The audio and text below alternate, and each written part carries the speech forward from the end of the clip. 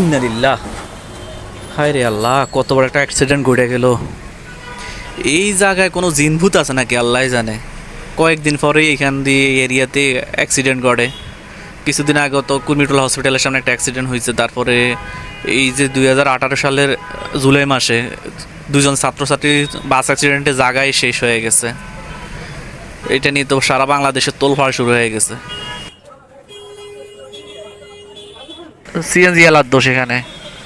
এই যে সিএনজি এলা, এই তো সিএনজি এলা, হেও আহত হয়েছে, কিছু বলার নাই। ইস, ওই লোকটার তো অবস্থা খারাপ হয়ে গেছে।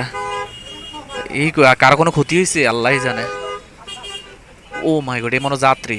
হ্যাঁ, এর তো অবস্থা গুরুতর অবস্থা।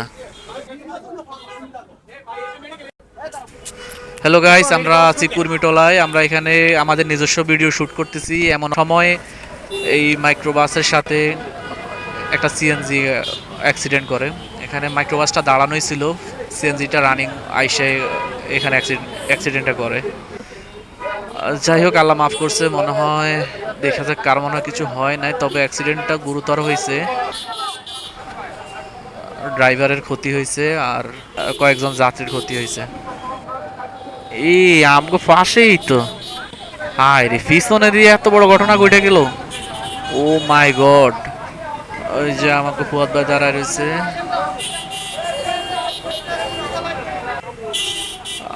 যাত্রীরা, সিএনজির যাত্রী যারা ছিলেন ওনারা কুয়েত যাবেন। রাত 8টা বাজে ফ্লাইট, রাতের 8টায় ফ্লাইট।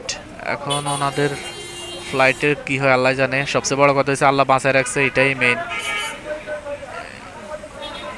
এই যে বৈঠকখানায় যে বসাইছিলেন লাল গেঞ্জি পরা, ওনার ফ্লাইট আজকে। যাক, আল্লাহ মাফ করছে, ওনার তেমন একটা কিছু হয় না। কিন্তু ওনার সাথে যে যিনি আসছেন, ওনার অবস্থা মনে খুবই গুরুতর অবস্থা। বলছিলাম ওনাকে, বলতেছিলাম যে পাশেই কুর্মিটোলা হসপিটাল আছে, ওখানে ভর্তি করাই দিতে। হায় রে, এই গাড়িটা দাঁড়ানো ছিল, এর অবস্থা তো পুরাই খারাপ হয়ে গেছে। অনেক মানুষ এখানে জড় হয়ে গেছে, সবাই ব্যস্ত যে যার কাজে, বেশিরভাগই ভিডিও নিয়ে ব্যস্ত। আর কারে কি কমো, আমি নিজেই ভিডিও করতেছি।